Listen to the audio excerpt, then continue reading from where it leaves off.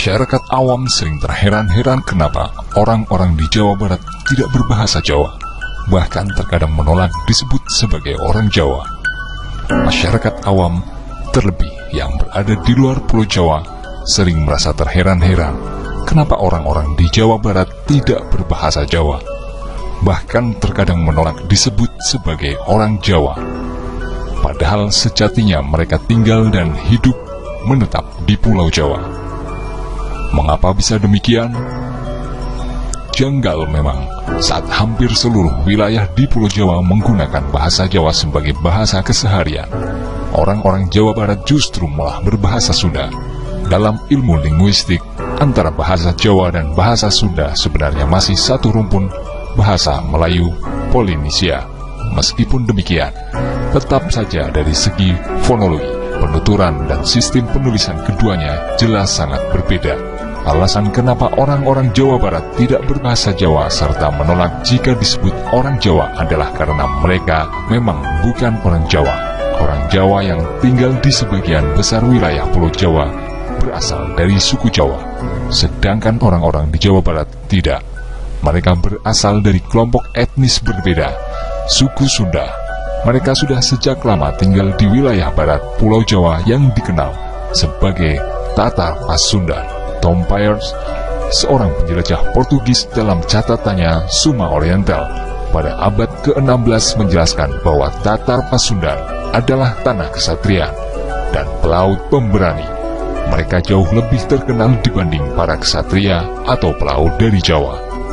Menurut Peirce, orang Sunda pada masa itu selalu bersaing dengan orang Jawa, begitu pula sebaliknya. Dalam keseharian, antara orang Jawa dan Sunda tidak terlalu akrab dan berteman, namun tidak pula bermusuhan. Mereka mengurus urusannya masing-masing.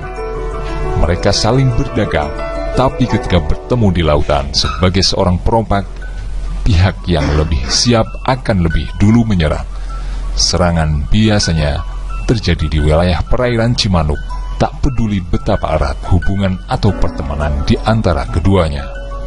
Karena memang bukan bagian dari suku Jawa, suku Sunda berbicara dengan bahasanya sendiri. Penyebaran bahasa Sunda banyak dipengaruhi oleh peran politik dari kerajaan yang bertahta di Tatar Pasundan. Sebagian wilayah barat Jawa Tengah, khususnya Brebes dan Cilacap, menggunakan bahasa Sunda karena dulunya berada di bawah kekuasaan kerajaan Galuh. Masyarakat di dataran tinggi Dieng di Jawa Tengah juga menggunakan bahasa Sunda hingga abad ke-6 Masehi. Hal ini diketahui dari sumber nama Dieng yang berasal dari kata dalam bahasa Sunda kuno, Diang. Seiring transmigrasi dan imigrasi yang dilakukan etnis Sunda pasca kemerdekaan, membuat penggunaan bahasa Sunda terus meluas hingga luar Pulau Jawa. Tidak seperti bahasa Jawa, bahasa Sunda tidak mengenal tingkat bahasa atau undak usuk. Namun setelah kerajaan Mataram Islam mulai berkuasa di Pulau Jawa, bahasa Sunda terutama di wilayah Parahyangan mulai terpengaruh budaya Jawa. Bahasa Sunda selanjutnya mengenal tingkatan bahasa, mulai dari bahasa halus, bahasa loma atau lancaran, dan bahasa kasar. Memang sebagian besar penduduk Jawa Barat dan Banten menggunakan bahasa Sunda dalam kesehariannya. Namun ada beberapa wilayah di Jawa Barat yang ternyata menggunakan bahasa Jawa. Meskipun bahasa Jawa yang digunakan tidak sama dengan yang digunakan di wilayah Jawa Tengah, Yogyakarta, dan Jawa Timur. Beberapa wilayah tersebut adalah Kota Serang, Kota Cilegon, Kabupaten Indramayu, Kabupaten Kota Cirebon, dan sebagian pesisir Pangandaran, Kuningan, Majalengka, serta Subang.